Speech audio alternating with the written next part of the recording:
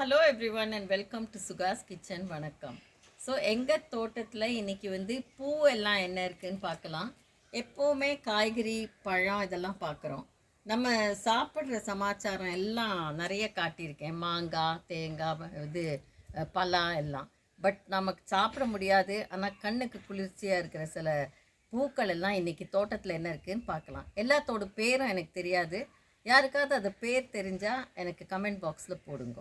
இந்த purple flowers ரொம்ப அழகாக வந்திருக்கு. அண்ட் இதுக்கு ஜாஸ்தி தண்ணியே வேண்டாம். ஸோ இந்த மழை தண்ணி பெஞ்சதுன்னா அதுலேயே கொஞ்சம் நாளைக்கு அப்படியே இருக்கும். அது நாங்களும் இங்கே கொஞ்சம் தண்ணி ஷார்ட்டேஜ் இருக்கிறதுனால தண்ணியை ரொம்ப ரெகுலேட்டடாக விடுறோம். ஸோ இது ஆல்டர்னேட் டேஸ் விட்டால் கூட போகிறோம். இந்த பஞ்ச் ரோஸ் இங்கே லோக்கலாக போட் ஹவுஸ் ரோட்டில் வாங்கினது. அண்டு நிறைய நன்னா பூத்துது. இப்போ கொஞ்சம் ஓஞ்சிருக்கு. இப்போ மான்சூன் சம்மர் முடிஞ்சு மழைக்காலம் ஆரம்பித்ததுனால இந்த ஒயிட் லில்லி ரொம்ப அழகாக வந்திருக்கு. நல்ல ஒரு பேனல் மாதிரி இருக்குது பார்த்தா. இது மழை பெஞ்சதும் அப்படி பூத்து குலுங்கிருக்கு. எல்லாரோட வீட்லேயும் இந்த பூ இருக்கும்.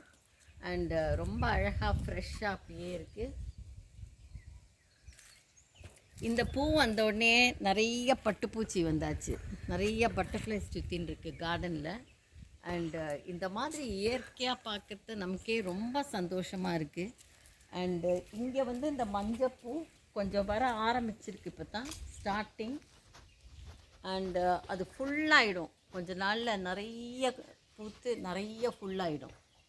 ஸோ இந்த பர்பிள், மஞ்சள், வெள்ளை எல்லாமே சேர்ந்து ரொம்ப அழகாக இருக்கும் தோட்டத்தில்.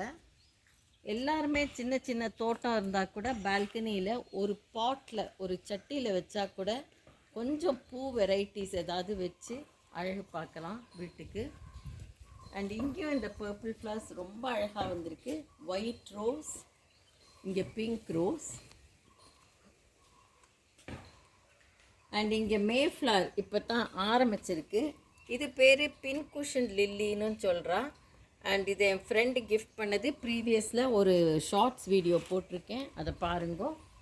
அது நல்லா பூத்தப்புறம் ரொம்ப அழகாக இருக்கும். பின் குஷன் மாதிரியே இருக்கும் பார்த்தா. ஸோ இங்கெல்லாம் சட்டியில் இந்த ரெட் ரோஸ் இதெல்லாம் வந்திருக்கு.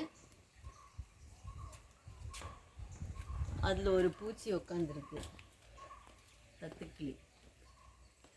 இந்த கார்னரில்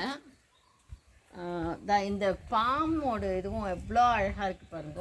இதில் நிறைய தேனி உட்காரும்.